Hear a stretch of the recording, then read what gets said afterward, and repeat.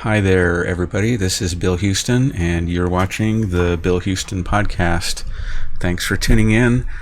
Please donate if you can to the link below, tinyurl.com. Donate to Bill Houston.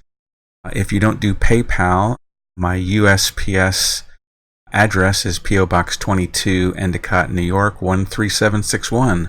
Or you can just Google Bill Houston's fracking resume. All of those details, my PayPal and my snail mail address, are all right there. And I really need your support in order to continue doing this work. And I'm under a lot of pressure, which I'm not going to get into right now, but I have a lot of pressures on my life right now, friends. So really could use your support if you appreciate the work that I've done. If you just Google Bill Houston's fracking resume, you can see what I've done in the past 10 years. And I have a pretty long history of doing good public service work. We got this very important NYSEG rate case coming up. They only happen once every 3 years. They're proposing a rate increase for electric rates up to 24%, and for gas rates, I think it was up to 4%. If you want to make a comment, this is your opportunity. If you want to file comments by mail, so here's how you do that. You address the envelope and direct the comments to the Honorable Kathleen H. Burgess, Secretary, Public Service Commission, 3 Empire State Plaza, Albany, New York, 12223. You can call the opinion line, 1-800-335-2120. That's 1-800-335-2120, 24 hours a day. Comments provided through this line are not transcribed, but a summary is provided to the ALJ and the Commission for their consideration. Comments submitted by these alternative means are requested by August 26, 2019, though comments will be accepted throughout these proceedings. Once again, the 2 docket numbers you need to reference are 19E 0378, that's for electric, and also 19G 0379, that's for gas. You can also email comments to secretary@dps.ny.gov. That's secretary@dps.ny.gov.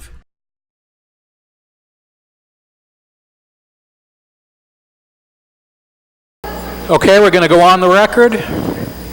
I call cases 19E-0378, proceeding on motion of the Commission as to the rates, charges, rules, and regulations of New York State Electric and Gas Corporation for electric service.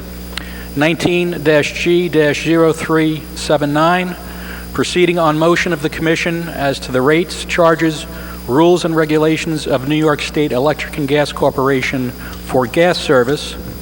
19E-0380, proceeding on motion of the Commission as to the rate, charges, rules, and regulations of Rochester Gas and Electric Corporation for electric service. And 19-G-0381, proceeding on motion of the Commission as to the rates, charges, rules, and regulations of Rochester Gas and Electric Corporation for gas service. As I stated during the information forum, my name is James Costello. I am one of 2 administrative law judges that is assigned to these proceedings. Also with me today is Commissioner John Howard. Commissioner Howard is one of the Public Service Commissioners who will ultimately decide what the company's rates and conditions of service should be. Commissioner Howard, would you like to address the audience? Thank you. I just want to say it's always a pleasure to be in Binghamton and Broome County in the Southern Tier, an area I've visited many, many times. I am now 3 weeks on the job as a Commissioner of the Department of Public Service. However, I have had roughly 40 years of public service prior to this appointment. I want to make an important statement both personally and professionally about tonight's proceeding. When I first came to Albany nearly 40 years ago, my first assignment was to develop testimony for one of these proceedings for a then member of the state legislature. While this group often will not have the broad level of technical expertise or horsepower behind it that the other parties will, the company, the department staff, and other large parties, your opinions tonight count very much to me personally and the other members of the commission. that your opinions and your desires and your reactions to this case will be an essential part of the record. That's why we take the great effort to transcribe these, all of your records. You will see them within a few weeks in the transcript data. So again, this is an important part of the proceeding, and I look forward to hearing everyone's comments. Thank you. Thank you, Commissioner. So we are here today to listen to your comments, which we will summarize and report to the Public Service Commission. For purposes of this public statement hearing, if you haven't done so already, I ask that you fill out a card if you intend to speak. The cards are available at the desk up front. When you, what I'm going to do is use the speaker cards generally in the order that I received them, with one exception for one member of the Oneonta Town Council, who I am going to have speak first. When I call out your name, please come to the podium. Use the microphone, speak loudly, clearly, so that the court reporter can take down what you're saying. As the Commissioner stated, this is being transcribed, and the transcripts generally will be available within a week to 2 weeks from today's date. If you have any cell phones or electronic devices that are on, that I ask you to silence them at this time. If you have any questions, I'm happy to answer them at this time about the process. And if not, we're going to start with our first speaker. And that speaker is Patricia Jacob.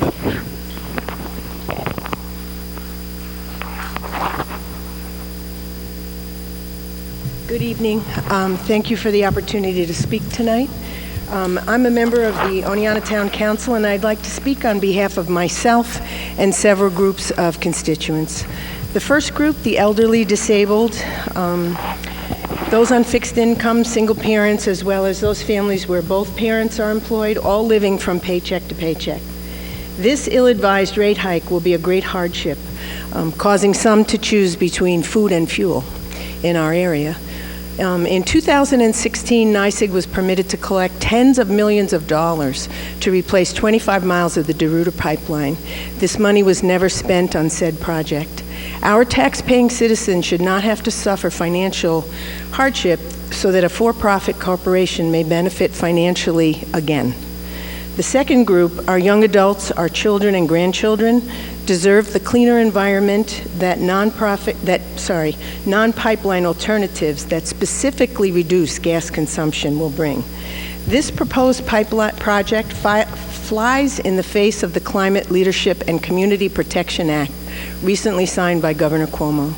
Aggressive renewable mandates in the CLCPA require that our electric grid support more solar and wind farms. Money would be far better spent by NYSEG improving the electric grid, subsidies for home insulation, and building upgrades. This project makes no sense when we should be updating the grid to be the grid of the future. Interruptible customers have required an alternative source of fuel for 4 days per year. This hardly justifies a 125% increase in gas capacity to our area. It is wrong for our residents, and it's wrong for our planet to allow this massive build-out of fossil fuel infrastructure. Thank you. Thank you.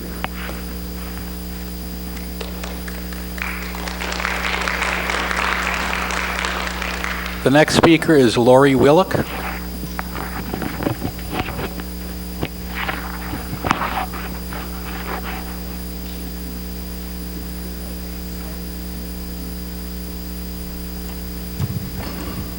Good evening, Commissioner Howard, Administrative Law Judge Costello, to the company, to the elected officials, to all the advocates and community members here tonight. My name is Lori Wheelock. I'm the Litigation and Policy Counsel with the Public Utility Law Project.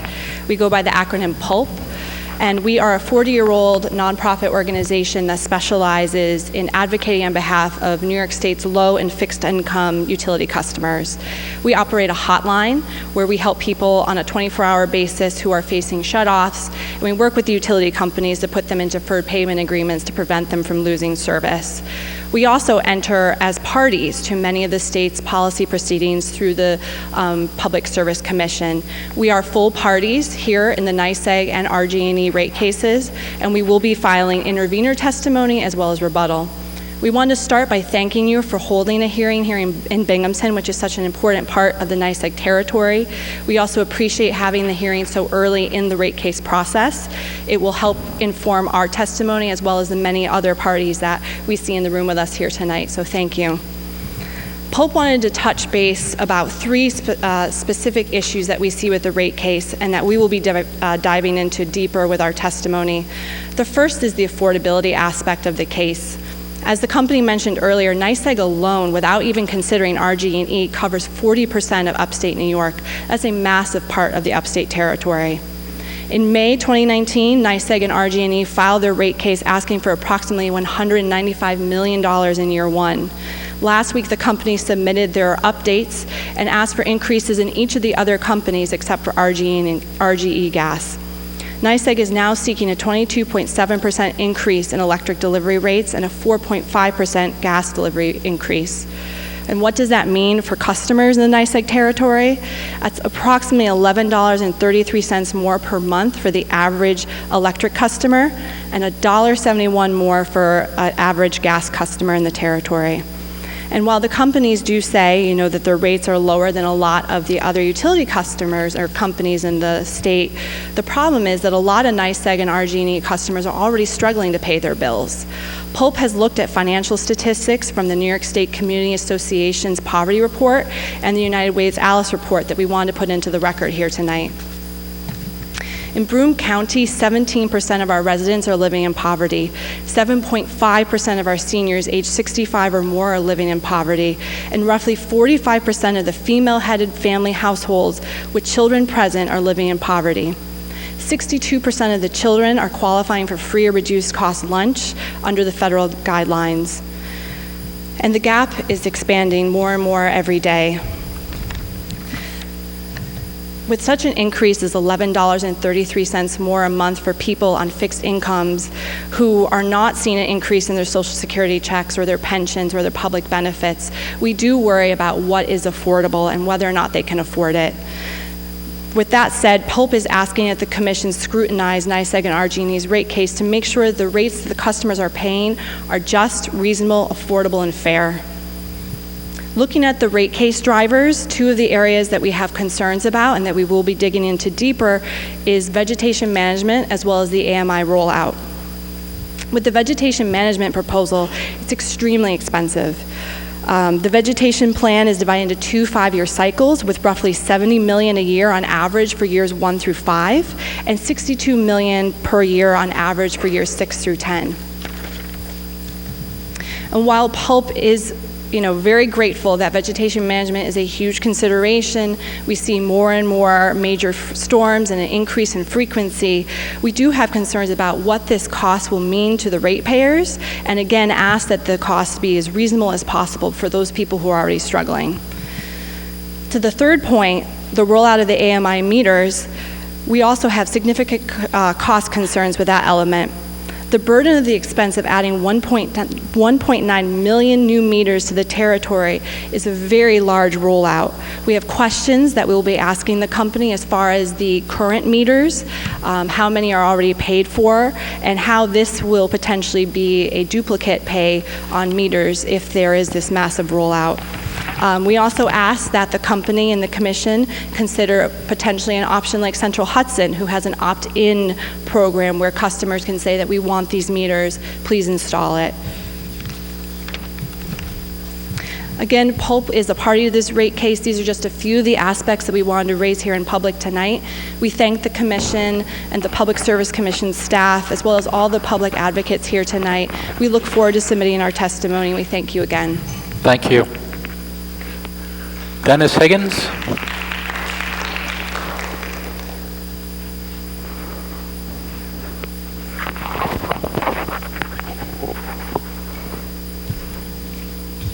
Thank you for this opportunity to comment on NYSEG's rate case. I'm a retired professor from the SUNY system, but I have children, and so I've taken on another job advocating for my children the way your job is to advocate for the public. People have come to list grievances, everything from NYSEG's demand for 9% profit, to winter heat shutoffs for low-income customers, to their plan to build a new pipeline when state regulation and climate change tell us we must start pulling pipe out of the ground and moving households to air source heat pumps. It's no surprise that NYSEG has failed to spend ratepayer dollars responsibly since being bought by Avangrid. NYSEG is doing what every greedy corporation does. But what would Teddy Roosevelt have to say to you, the Public Service Commission? Regulated monopolies are only viable if the regulator advocates for the public. Your job is not to approve corporate planning that squanders ratepayer dollars and cooks the planet. Further, you now have a mandate based on newly passed legislation to require utilities to ratchet down greenhouse gas emissions and build electric grids capable of accommodating scaled renewable assets. Again this evening, NYSEG suggested that more than doubling the cross-sectional area of the DeRuyter might not increase capacity. Again, NYSEG mentioned Dominion subscription. Our local paper in Oneonta, the Daily Star, is also fully subscribed, but a phone call can still get you a paper. With 40,000 horsepower of new compression on the Dominion, they can push more gas. NYSEG again stated that an 8-inch or 10-inch replacement would cost almost the same as 12-inch. NYSEG's own 2016 number for a 25-mile 10-inch DeRuyter replacement was $49 million. Using NYSEG's own number, a 50-mile 8-inch pipe should cost less than $100 million, saving $100 million over the proposed cost. NYSEG tells us it must expand the DeRuyter so it won't have to run a compressor in Norwich that costs $8,000 a year. NYSEG says it must build a bigger pipe because one or two interruptible customers must burn oil a few days each year. NYSEG says that because it has had some customer growth mixed in with declines and flat demand, a tripling of gas to Otsego County makes sense. NYSEG says it might as well expand the frac gas infrastructure because whether it puts in 8-inch pipe or 12-inch pipe, the price will be $200 million. NYSEG is giving rate case parties and the general public that old fossil fuel runaround. The PSC and public know that this proposal came out of a backroom deal between NYSEG, the Otsego County IDA, and Senator Seward. We also know that if we are to avoid climate catastrophe, this is not the way our future energy policies can be crafted. If NYSEG wants a new pipe from DeRuyter, the PSC should allow 50 miles of 8-inch pipe, because we must burn less gas tomorrow than we burn today. If NYSEG wants money to clear canopy, make sure upgrades to 3-phase lines and substations supporting beneficial electrification are also in the proposal. Other utilities are decapitalizing their pipelines and incentivizing heat pumps and home envelope upgrades. NYSEG must do the same. If we can't manage this, it will be the PSC, not NYSEG, which is to blame. Thank you.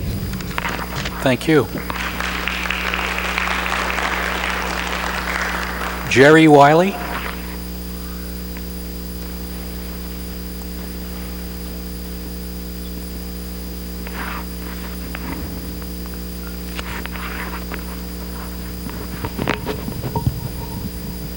Thank you to the PSC for holding this hearing in Binghamton.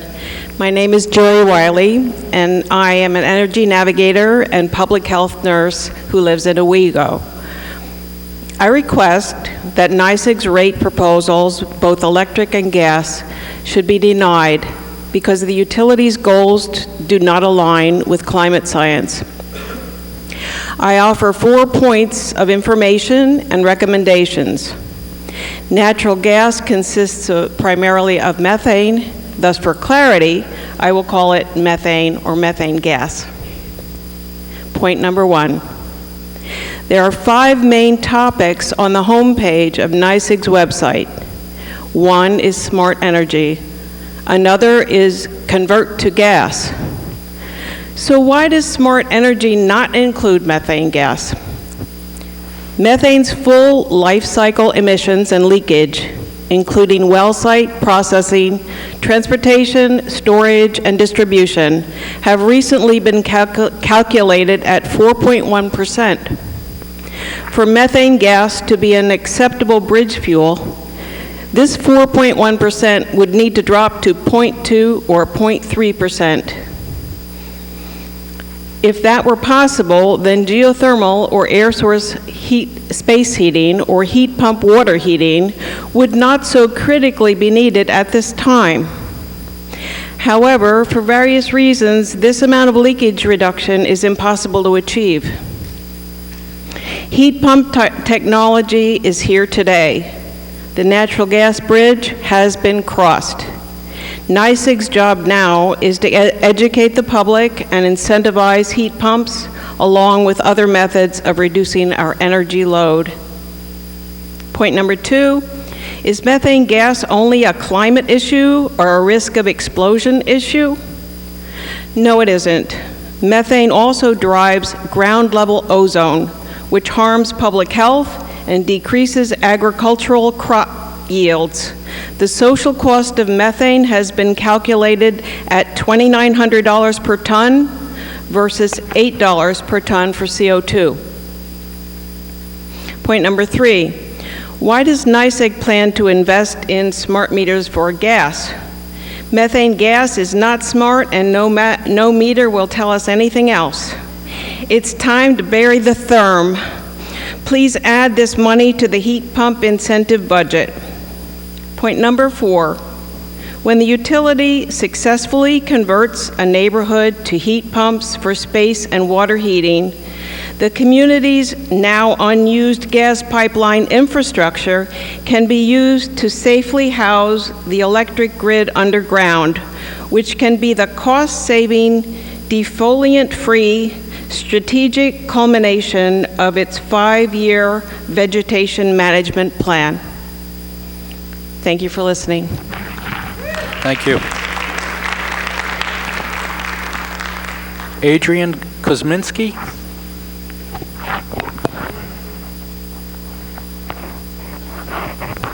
My thanks as well to the Commission for allowing all of us to speak on this issue. I'm the moderator of Sustainable Otsego, which is a political action committee and social network in Otsego County. We recently passed a resolution about our opposition to one part of this rate case proposal, which is the expansion of the DeRuyter pipeline. And I have a paper copy here. Can I just give it to somebody? Yes, you can just leave it there and we'll pick it up. Thank you. I don't have any prepared remarks, but let me summarize a little bit about this resolution, which has 23 points. It is too long to read here. The bottom line is what's really going on here is we're suffering from an accelerating climate crisis, and that's really, I think, driving this debate and having an impact on all of us. New York State has finally responded to this pretty dramatically with the Climate Leadership and Community Protection Act, which you've heard about already and which we'll probably hear more about, which mandates massive reduction in fossil fuel emissions and a radical transition to renewables. I would assume that the Public Service Commission is on board with New York State policy now, in which case the question of an expanded DeRuyter pipeline is very curious. It stands in pretty blatant contradiction, it would seem, to New York State policy. It's an important question is, how do we invest in the future? Where should we invest in the future? According to current policy now, and given the urgency of the climate crisis, investment should go into renewables, obviously, and not into any expansion of fossil fuels. We're talking here about hundreds of millions of dollars. And as Dennis Higgins just pointed out, there are significant savings here, perhaps as much as $100 million, if NYSEG does not go through with this expansion, but simply maintains minimally, if safely, the existing DeRuyter pipeline until such time, as soon as possible, as it can be safely phased out. The current lack of renewable capability by the local grid is a hindrance to the regional economy. And the risk of gas infrastructure becoming a stranded asset, trapping customers into an obsolete energy technology and leaving them vulnerable to future higher prices, that all, I think, is an outcome that we certainly don't want to see, and yet that is kind of what's being set up by this proposal from NYSEG. Anyway, thank you. Those are my remarks. I'm also here, I've been asked to read a statement by someone else who couldn't be here tonight, Carl Seeley, a professor of economics at Hartwick College. And Judge Costello has agreed to let me do that. So if it's okay, I'm just going to read his statement. Okay? That's fine. Professor Seeley writes, "The basic idea of regulated monopoly is that the monopolist tries to make a profit while the regulator looks out for the public interest. NYSEG has failed to make the case that an expanded pipeline would be in the public interest. Accordingly, the PSC should deny the company's request for the expansion. The public interest is best served by having a reliable energy infrastructure with the lowest possible contribution to human-driven climate change. In some statements, NYSEG has denied that the purpose of the expanded pipe is to move more gas, while in others admitting that it wants to be ready for a possible increase in the future. But the increase in gas use is the only rationale that makes sense. NYSEG claims the incremental cost of expanding versus replacing is $4 million. This is an implausibly small number by an order of magnitude. But given the need to reduce gas use, any extra money spent on expansion is money wasted. NYSEG claims the larger pipe would enable it to stop using the Norwich compressor station, which is a cost of about $8,500 a year. Even at the claimed incremental cost of $4 million, it would require an interest rate of negative 13% over 30 years to make it worth saving $8,500 a year. At a more plausible $100 million, the required interest rate is negative 25%. NYSEG also claims that a larger pipe can allow it to move customers from interruptible service to firm service. Interruption is an inconvenience for those customers, but the interruptible contract is also a financial boon to them. They provide NYSEG the flexibility needed to manage an appropriately sized piece of infrastructure, and NYSEG compensates them with a reduced rate. The amount they save with that rate is greater than the extra expense of the backup energy. Moving them to firm contracts will simplify these customers' management, but will also cost them money while increasing NYSEG's profits. It is not in the public interest to bring this about by collecting extra money from the ratepayers. Incremental costs aside, the expanded pipeline is horrendous policy. Once NYSEG has the ability to move more gas, it has the incentive to move more gas. With the capacity in place, any increase in gas sales price goes directly to the bottom line. Its interest is in encouraging existing customers to expand their use and finding new customers to make use of the potential supply. It loses any reason to encourage efficiency or transition to alternative energy sources. Finally, given the realities of climate change and the human role in that problem, the public interest is served by beneficial electrification combined with reduced gas use. The proposed derider is a waste of money, but also an investment that creates a set of very harmful incentives. The regulator must step up and require monopolists to create a better plan. And that, once again, is from Professor Carl Seeley from Hartwick College. Thank you very much. Thank you.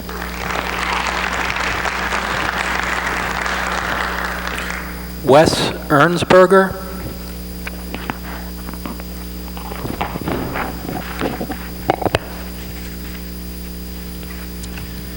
Thank you for providing this opportunity. I have several concerns about the NYSEG rate case that I'd like to summarize for you. First and foremost, NYSEG continues to promote and extend the use of natural gas. The PSC is required to support the greenhouse gas emission reduction goals established by the Climate Leadership and Community Protection Act. Now, these goals cannot be met if, at the same time, the PSC allows further extension of New York's gas grid. Instead, there needs to be a plan for a managed phase-out of the gas grid over time. Secondly, I believe that NYSEG needs to do a better job of promoting energy conservation and energy efficiency. NYSEG currently does very little to help its customers to reduce their energy use. They could do a lot better. For example, Con Edison periodically emails a home energy report to its customers showing how their energy use compares to 100 nearby similar homes. Studies have shown that this kind of comparative information can be powerfully motivating. This same report also provides the customer with a monthly progress chart showing their energy use as compared to the previous year, and provides several energy-saving tips that customers can use to reduce their load. Another concern I has to do with grid connection of renewable energy projects. Every community solar project that I've ever heard of has suffered long delays waiting for NYSEG to connect their project to the grid. This process really needs to be streamlined. Also, there are power quality problems, I believe. The quality of the power that NYSEG provides on the grid really needs to be improved. Now, as a case in point, let me relate 2 incidents that involved my church on Riverside Drive in Binghamton. Our church has solar panels. 3 years ago, the solar panels, the inverters, shut down intermittently over a 3-month period, and that caused the electricity production from the panels to drop by about 40%. We traced the problem to a low voltage being provided by our NYSEG substation. The other example from this is our church also has an air source heat pump system. And last January, our compressor failed and had to be replaced. Now, the failure occurred right at the time when the NYSEG grid in our neighborhood was experiencing low and fluctuating voltages during especially cold weather. Finally, it is my understanding that NYSEG now is the only New York utility that does not provide heat pump incentives. And so this needs to change. We need to help people to make the transition from heating their homes by burning fossil fuels to heating their homes with electricity. Thank you very much. Thank you.